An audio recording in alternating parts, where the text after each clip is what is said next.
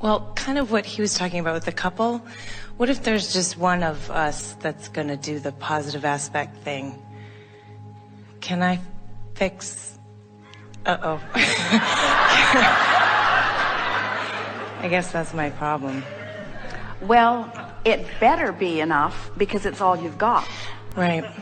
In other words, and we really want you to hear that. In other words, yes, of course it's enough. That's what the power of influence is.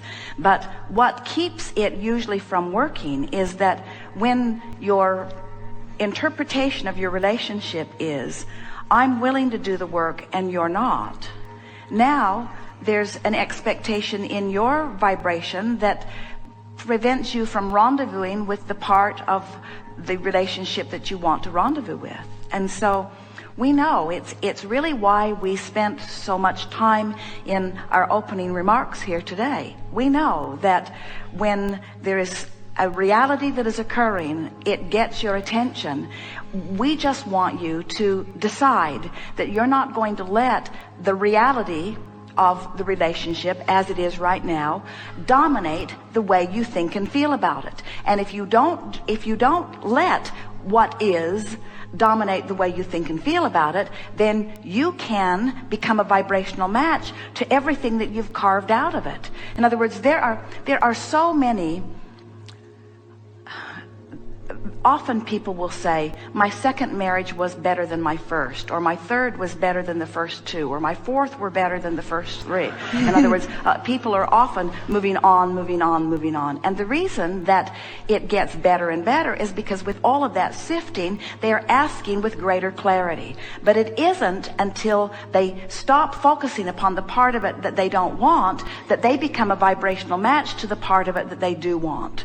So, yes, in answer to your question, one who is in the vortex, consistently aligned with the relationship that you really want, has the power of influence to evoke or to attract the other more and more often into the vortex too. But we don't want to leave you thinking that this creative work is about you adjusting your vibration so that you can change the behavior of others. We want you to think about adjusting your vibration so that you can match the full version of what you've put there. And so in order to make what we just said really clear, we want to ask you a few questions. When we talk about the bounce side of the vibrational wave, does that make sense to you? Yeah. So does it make sense to you that while you may be looking at aspects of your partner or of your relationship that are unpleasing or troubling, does it make sense to you that there is a proportionate, improved relationship that is forming in this vibrational reality because of that clarifying, contrasting exposure? Yes. So then you can accept that you've got this relationship and you've got this relationship. So the question, the answer to your question, but the question that we want you to ask yourself is, if you believe that you've got two relationships going, now we know this one's more compelling, this is the one that comes home at night, that we know that this is the one that you can see and hear and smell and taste and touch. But if you accept that you have two relationships, one that is past tense and one that is really present tense, and you decide that you're going to tune to the present tense relationship, you're going to tune to the one that feels good, you're going to align to who you are and to all that you've created here. When you accept that, then it is our promise to you that that one has to become this one. The manifestation has to become the same. Now hear the difference in the important question that you ask. If you believe that you have to stand in the current relationship and through your words and action convince another to be different, now you've lost your power because you had to leave the vortex in order to accomplish that.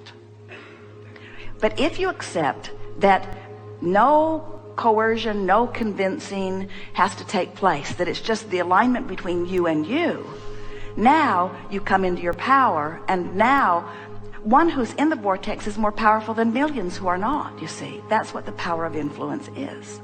Right. And what's troubling you about it, and it's something that troubles a lot of people about it, is that, Abraham, are you saying that I can get in the vortex and I can become so influential that I can get what I want from everyone? And isn't there a little coercion in that? And we say, you can, when you get into your vortex, the universe will yield to you from every particle of the universe what you want, as it is now doing. In other words, we want to convince you that it's not that your partner's not doing the work, or not even that your partner doesn't agree with the work you're doing. It's your attention to that that holds that in your vibration. If your partner has 5 characteristics that you really like and 5 that you don't like, and you would get into the vortex where only the ones you do like are, and you would train your vibration, your attention, only to those aspects that you like, the 5 that you don't like would not become part of the mix of your experience. But what happens with most people who are facing reality is that you focus on the stuff you like, you focus on the stuff you don't like, you keep it all active so it all keeps coming. And then it feels like you need to do something different. And we say, no, that's never true. You need to do something different. You need to tune yourself to the best part of your partner. And when you tune yourself to the best part of the other, what happens is you join forces with the energy that creates worlds and law of attraction, this powerful engine of the universe who is gathering all cooperative components, brings the cooperation right to you. And this is the thing that is so fun to tell people like you who have really good relationships going on, is that it's not just that the universe is going to reach out and find another partner who is more cooperative to you and bring it. The universe will reach right into that partner and bring cooperation. Oh, that's what I was hoping. That's good. So I really like him. Yes, Yeah. with good reason. Yeah, and so sometimes it's so weird. I really like this guy a lot, and he really likes me too. And I get nervous. He makes me nervous. And we've been together for a long time now, but I will get whacked out in my vibration, and he will immediately respond to it and go away. And then I will relax, and then he'll immediately come back. Well, we would like to tell you the secret to attracting a partner who consistently feels more comfortable with you. When your dominant intent is alignment with who you are, so you're taking out of the equation any pointing at him to change, he's going to really like hanging around you. When you completely accept the responsibility for your own happiness, oh man, he is going to enjoy that so very much, you see. Yeah. Imagine the freedom that you or anyone would feel if someone says to you, it is my intent to keep myself in a really good place, and it's not your job to feather my nest. I'm going to do everything I can to keep myself in a really good place because I want to have a really good life with you.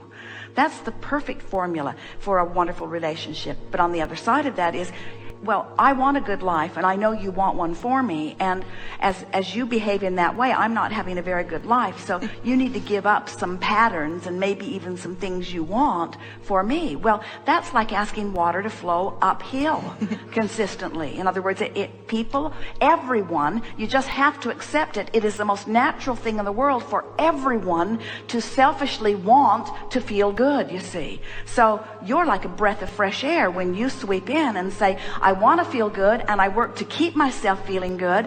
And when I feel good and we're together, oh, it is a wonderful thing, but you're not responsible for my feeling good. The majority of relationships that break down are because, and of course it's never accurate or appropriate to throw a blanket over anything and call it all the same, but very often women feel insecure, and so they ask for changes, and men want freedom, and the more insecure she feels, the more freedom he doesn't feel, and that is the basis of most broken relationships.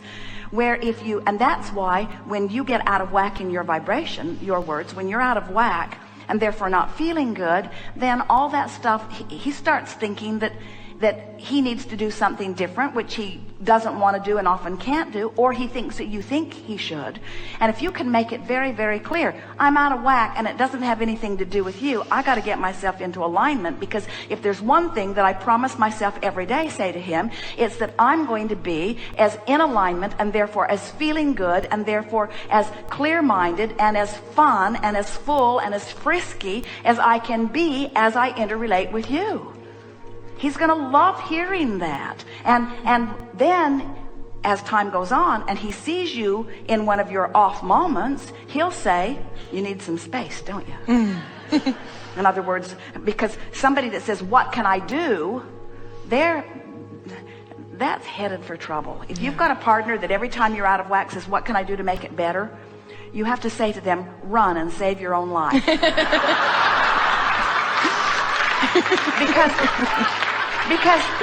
Because if you let them try to make your life better, your law of attraction will just bring more trouble for them to solve. And then before long, and it won't be very long, your relationship is one where the other is resenting, you see. Right. Where if you're both stable and sure, and then coming together because you're stable and sure, oh, what a wonderful relationship that is. Yeah. Evolving, changing, growing, expanding, becoming, and feeling good every step along the way.